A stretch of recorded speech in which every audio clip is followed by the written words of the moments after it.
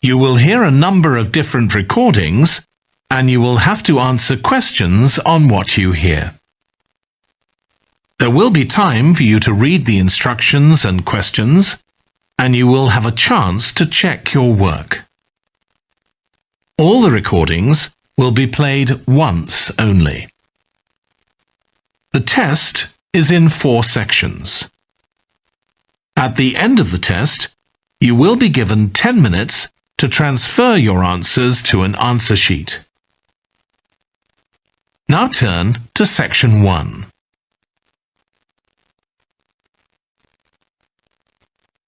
Section 1. You will hear a woman talking to a doctor at a clinic about a medical problem. First, you have some time to look at questions 1 to 4.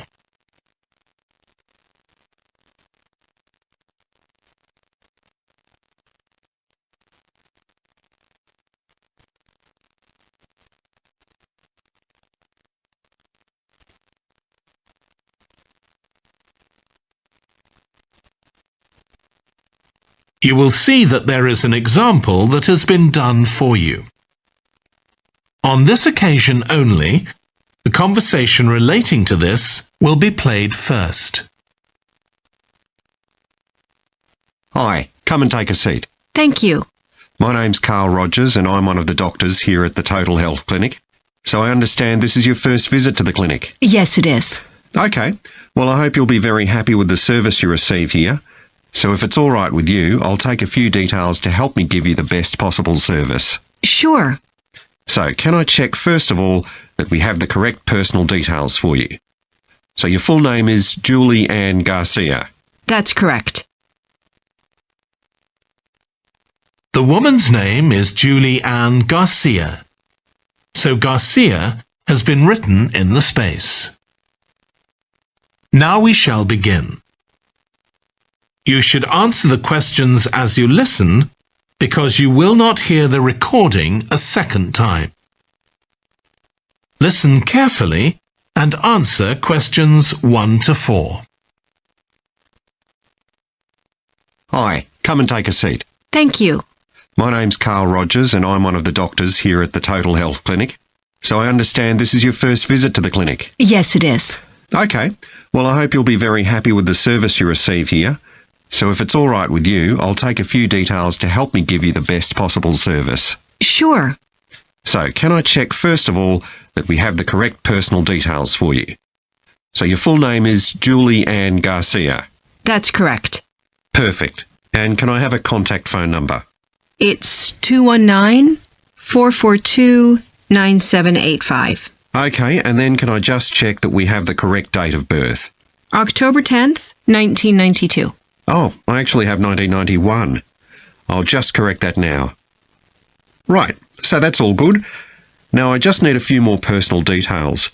Do you have an occupation, either full-time or part-time? Yes, I work full-time in Esterhazy's, you know, the restaurant chain. I started off as a waitress there a few years ago, and I'm a manager now. Oh, I know them. Yeah, they're down on 114th Street, aren't they? That's right. Yeah, I've been there a few times. I just love their salads. That's good to hear. Right, so one more thing I need to know before we talk about why you're here, Julie, and that's the name of your insurance company. It's Cawley Life Insurance. That's Cawley. Excellent. Thank you so much. Before you hear the rest of the conversation, you have some time to look at questions 5 to 10.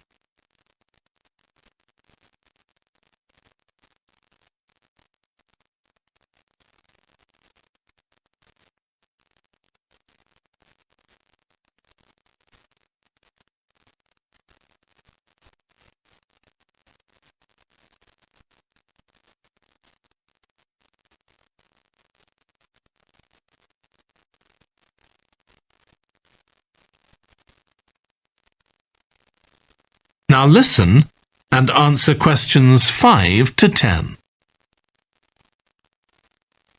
Now, Julie, let's look at how we can help you.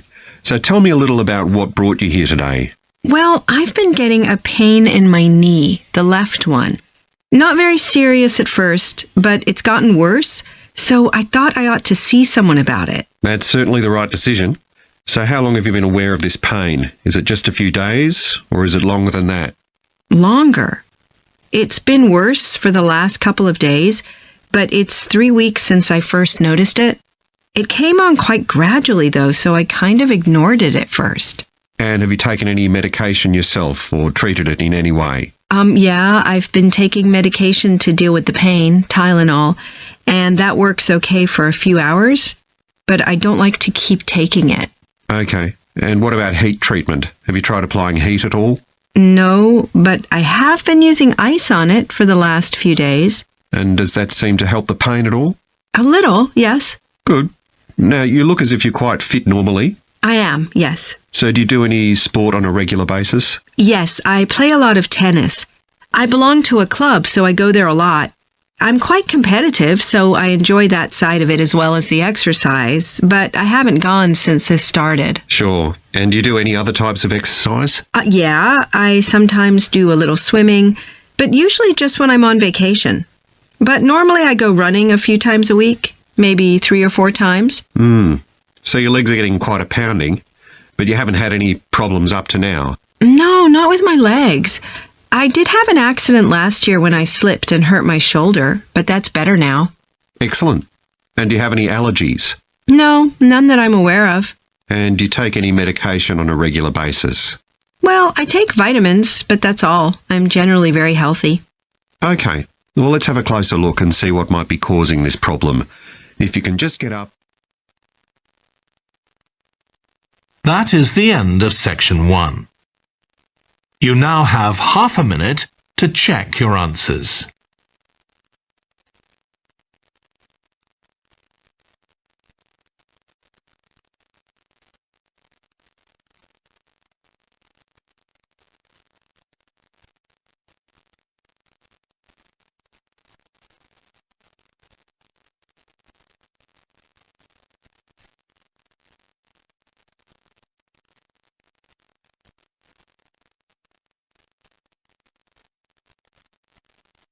Now turn to section 2.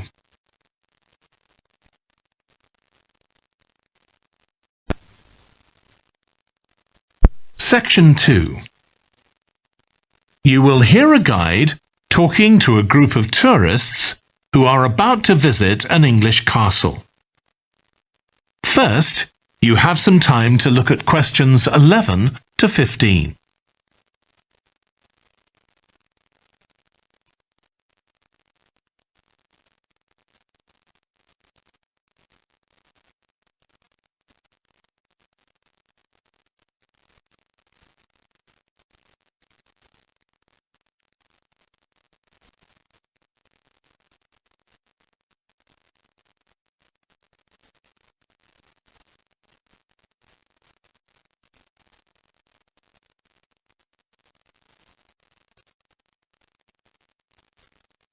Now listen carefully and answer questions 11 to 15.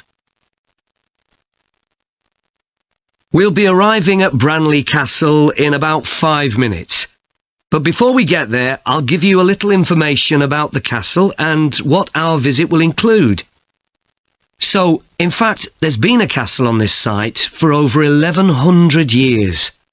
The first building was a fort constructed in 914 AD for defence against Danish invaders by King Alfred the Great's daughter, who ruled England at the time. In the following century, after the Normans conquered England, the land was given to a nobleman called Richard de Vere, and he built a castle there that stayed in the de Vere family for over 400 years. However, when Queen Elizabeth I announced that she was going to visit the castle in 1576, it was beginning to look a bit run down. And it was decided that rather than repair the guest rooms, they'd make a new house for her, out of wood, next to the main hall. She stayed there for 4 nights, and apparently it was very luxurious. But, unfortunately, it was destroyed a few years later by fire. In the 17th century, the castle belonged to the wealthy Fennis family, who enlarged it and made it more comfortable. However, by 1982, the Fennis family could no longer afford to maintain the castle, even though they received government support, and they put it on the market. It was eventually taken over by a company who owned a number of amusement parks. But when we get there, I think you'll see that they've managed to retain the original atmosphere of the castle.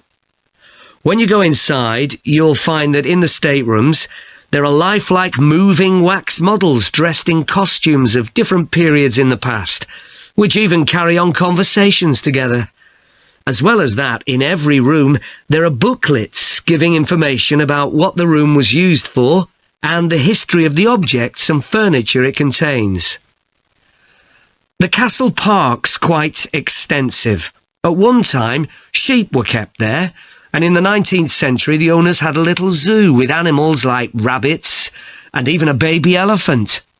Nowadays the old zoo buildings are used for public displays of paintings and sculpture. The park also has some beautiful trees, though the oldest of all, which dated back 800 years, was sadly blown down in 1987. Now you're free to wander around on your own until 4:30, but then, at the end of our visit, we'll all meet together at the bottom of the Great Staircase. We'll then go on to the Long Gallery, where there's a wonderful collection of photographs showing the family who owned the castle 100 years ago having tea and cakes in the conservatory. And we'll then take you to the same place, where afternoon tea will be served to you. Before you hear the rest of the talk, you have some time to look at questions 16 to 20.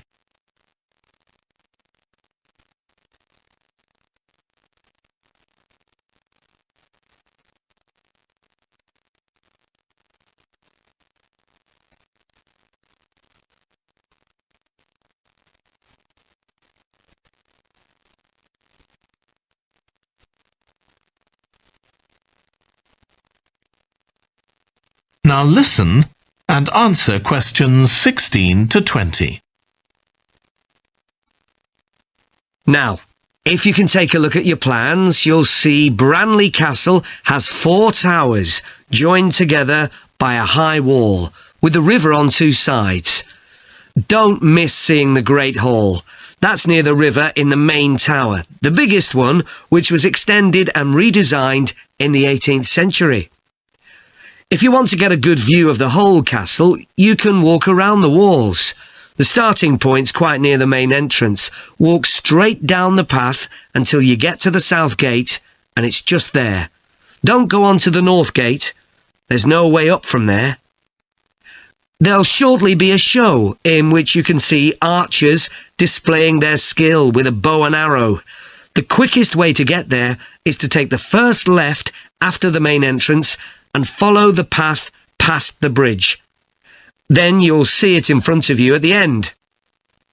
If you like animals, there's also a display of hunting birds, falcons and eagles and so on. If you go from the main entrance in the direction of the south gate, but turn right before you get there instead of going through it, you'll see it on your right, past the first tower. At 3 p.m, there's a short performance of traditional dancing on the outdoor stage. That's right at the other side of the castle from the entrance and over the bridge. It's about 10 minutes walk or so. And finally, the shop. It's actually inside one of the towers, but the way in is from the outside. Just take the first left after the main entrance, go down the path and take the first right. It's got some lovely gifts and souvenirs. Right, so we're just arriving. That is the end of section 2. You now have half a minute to check your answers.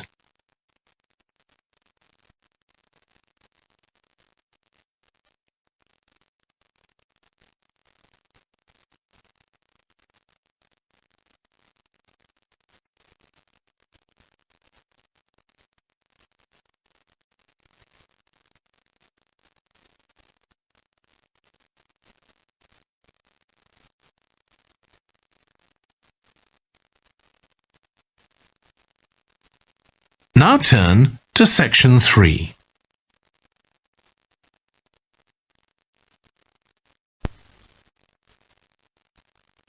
Section 3. You will hear two environmental science students called Rosie and Martin discussing their presentation on an extinct animal called the woolly mammoth with their tutor. First, you have some time to look at questions 21 to 24.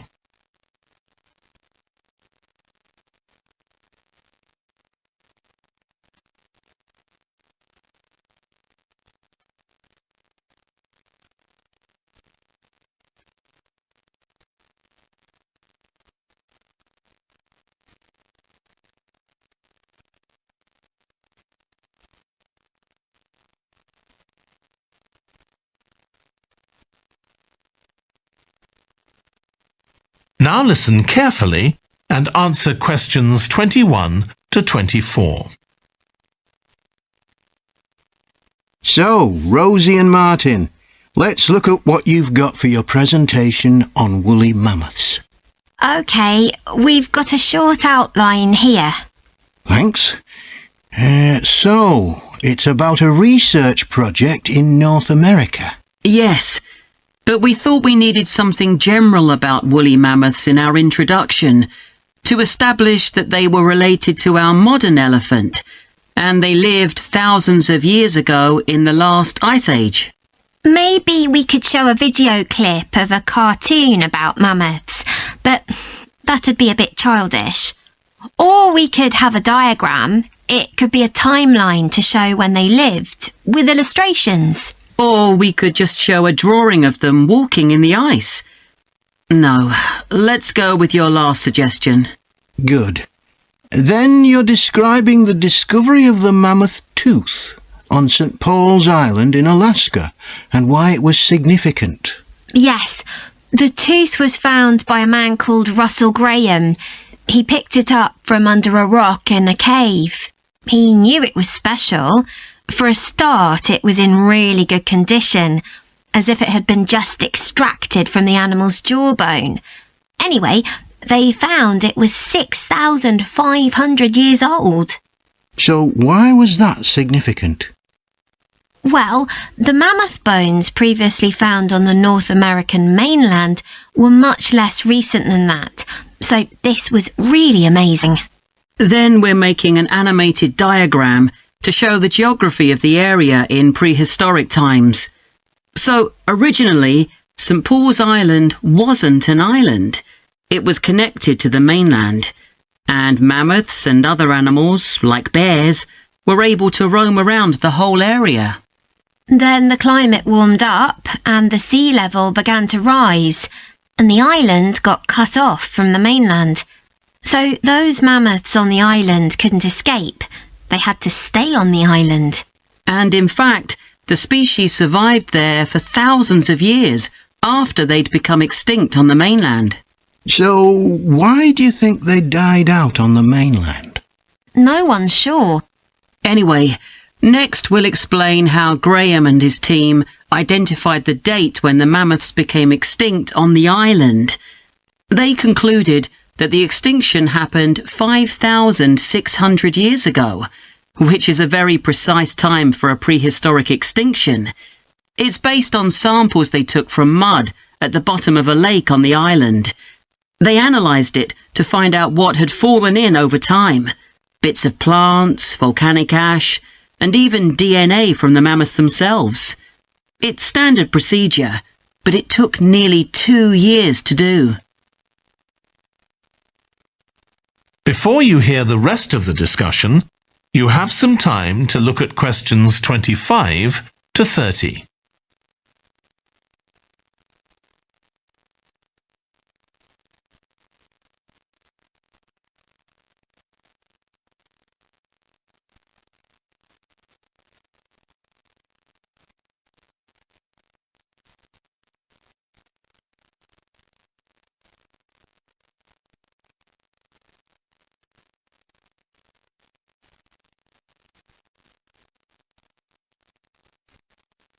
Now listen and answer questions 25 to 30. So why don't you quickly go through the main sections of your presentation and discuss what actions needed for each part. OK. So, for the introduction, we're using a visual. So once we've prepared that, we're done. I'm not sure. I think we need to write down all the ideas we want to include here, not just rely on memory. How we begin the presentation is so important. You're right. The discovery of the mammoth tooth is probably the most dramatic part, but we don't have that much information, only what we got from the online article.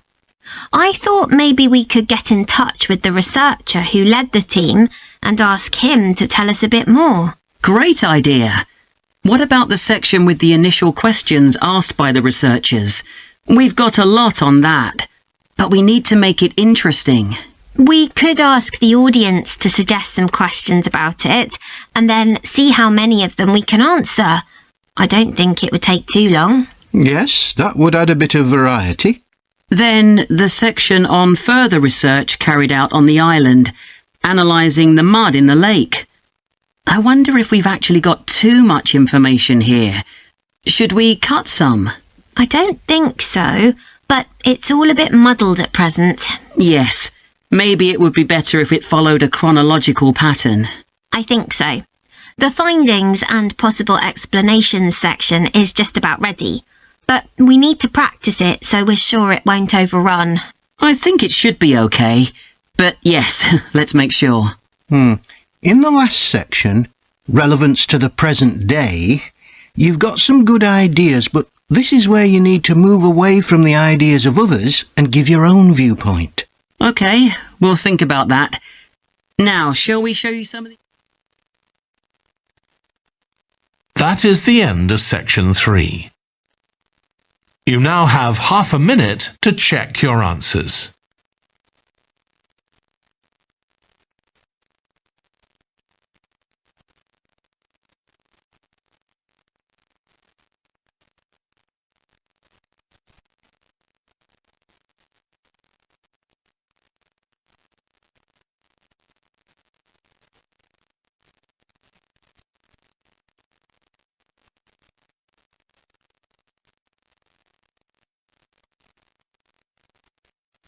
Now turn to section 4.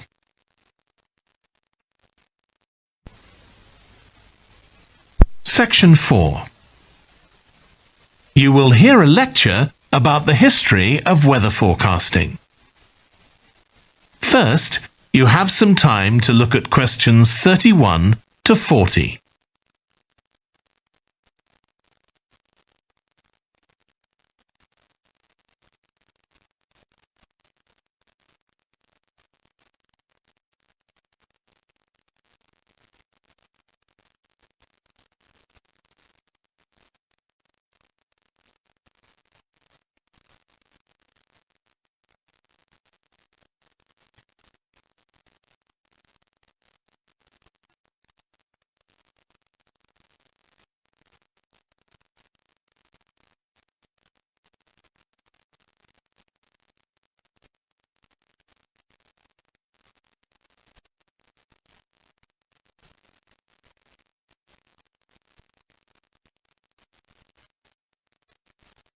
Now listen carefully and answer questions 31 to 40. In this series of lectures about the history of weather forecasting, I'll start by examining its early history. That'll be the subject of today's talk. OK, so we'll start by going back thousands of years.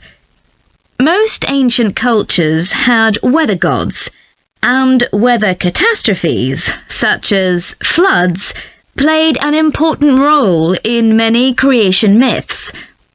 Generally, weather was attributed to the whims of the gods, as the wide range of weather gods in various cultures shows.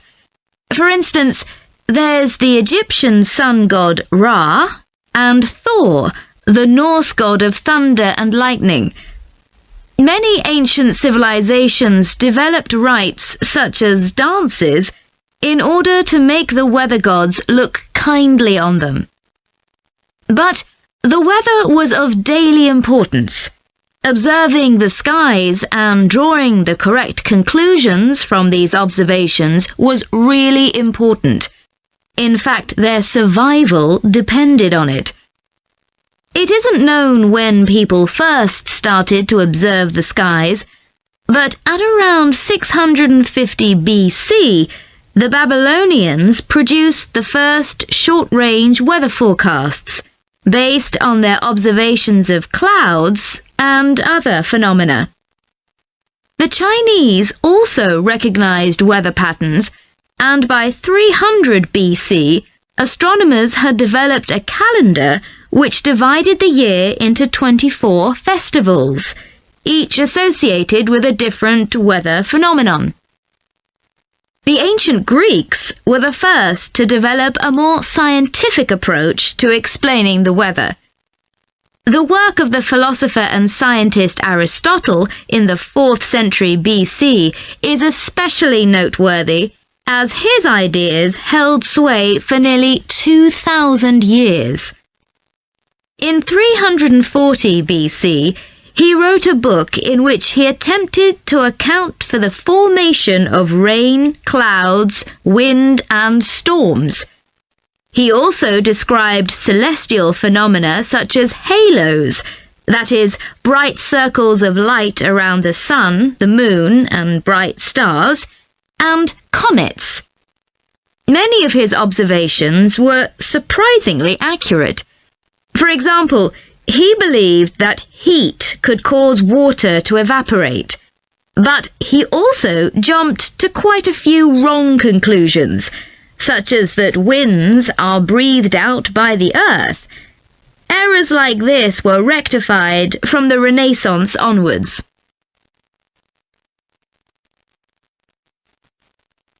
For nearly 2,000 years, Aristotle's work was accepted as the chief authority on weather theory. Alongside this, though, in the Middle Ages, weather observations were passed on in the form of proverbs, such as red sky at night, shepherd's delight, red sky in the morning, shepherd's warning. Many of these are based on very good observations and are accurate, as contemporary meteorologists have discovered. For centuries, any attempt to forecast the weather could only be based on personal observations. But in the 15th century, scientists began to see the need for instruments. Until then, the only ones available were weather vanes to determine the wind direction and early versions of rain gauges. One of the first, invented in the 15th century, was a hygrometer, which measured humidity. This was one of many inventions that contributed to the development of weather forecasting. In 1592, the Italian scientist and inventor Galileo developed the world's first thermometer. His student Torricelli later invented the barometer, which allowed people to measure atmospheric pressure. In 1648, the French philosopher Pascal proved that pressure decreases with altitude.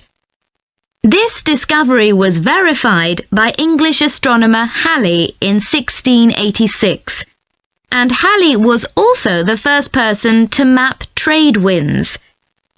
This increasing ability to measure factors related to weather helped scientists to understand the atmosphere and its processes better, and they started collecting weather observation data systematically. In the 18th century, the scientist and politician Benjamin Franklin carried out work on electricity and lightning in particular, but he was also very interested in weather and studied it throughout most of his life. It was Franklin who discovered that storms generally travel from west to east.